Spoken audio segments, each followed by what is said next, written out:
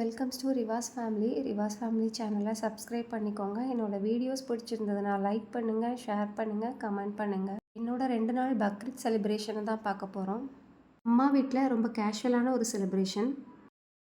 Hi friends, சொந்தங்கள் எல்லாருக்கும் பக்ரீத் நல்வாழ்த்துக்கள். உனக்காக படைக்கப்பட்ட வாழ்க்கை இது, எது தடையாக வந்தாலும் உடைத்து முன்னேவா. அடைக்காக்கும் கோழி கூட தன் குஞ்சுக்கு தொல்லையெனில் போராடி வென்றுவிடும். விடை கொடு உன் தோல்விகளுக்கு, நடைபோடு நம்பிக்கையோடு, வெற்றி நிச்சயம். உற்சாகமான காலை வணக்கம். என்னோட பக்ரீத் அம்மா வீட்டில் ஸ்டார்ட் ஆச்சு. பக்ரீத் அப்படின்னாலே மெஹந்தி, மருதாணி இல்லாமல் எப்படி? எனக்கு மெஹந்தி கோனை விட மருதாணி வைக்கிறது ரொம்ப இஷ்டம். காலையில் 6 மணிக்கே எல்லாரும் தொழுகைக்கு கிளம்பிட்டாங்க. 4:30 மணிக்கு எழுந்திரிச்சு குளிச்சு ரெடியாகி புது ட்ரெஸ்லாம் போட்டுட்டு ஒரு மாதிரி நல்ல ஃபீல் அது. எங்கள் ஊரில் 6:30க்கெல்லாம் தொழுகை முடிஞ்சிடும். உங்கள் ஊரில் எப்படின்னு சொல்லுங்கள் கமெண்ட்டில். தொழுகெல்லாம் முடித்து 7 மணிக்குள்ளேயே வீட்டுக்கு வந்துடுவோம். வீட்டுக்கு வர்ற வழியிலேயே காலையில் தொழுகை முடித்து உடனேயே ஆடெல்லாம் அறுக்க ஆரம்பிச்சிருவாங்க. அப்புறம் பசங்க குழந்தைங்கள்லாம் நிறைய ஃபோட்டோஸ்லாம் எடுத்துகிட்டு செம்ம ஜாலியாக இருந்தாங்க. பார்க்கவே ரொம்ப அழகாக இருந்துச்சு. இதெல்லாம் பார்க்கும்போது அப்படியே சின்ன வயசு ஞாபகம் வந்துட்டு போச்சு லைட்டாக. காலையில் ஸ்வீட்டுக்கு ஷீர் குருமா தான் பண்ணியிருந்தேன். ரொம்ப டேஸ்ட்டாக வந்துருந்துச்சு. அப்புறம் பிரேக்ஃபாஸ்ட்டுக்கு இடியாப்பம், கோழிக்குழம்பு. அப்புறம் லஞ்சுக்கு வழக்கம் போல் பிரியாணி தான். நான் பண்ணல, மதினி தான் பண்ணியிருந்தாங்க. நல்லா டேஸ்ட்டாக பண்ணியிருந்தாங்க.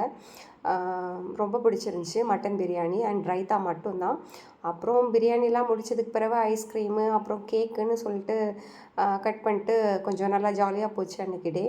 ஈவினிங் காஃபியோடு முடிச்சாச்சு. நைட் டின்னர்லாம் பெருசாக இல்லை. அன்றைக்கி எங்கள் வீட்டில் ஆடுலாம் அறுக்கலை. நாங்கள் ஆடு வாங்கலை, கூட்டு குர்பானி தான் கொடுத்துருந்தோம்.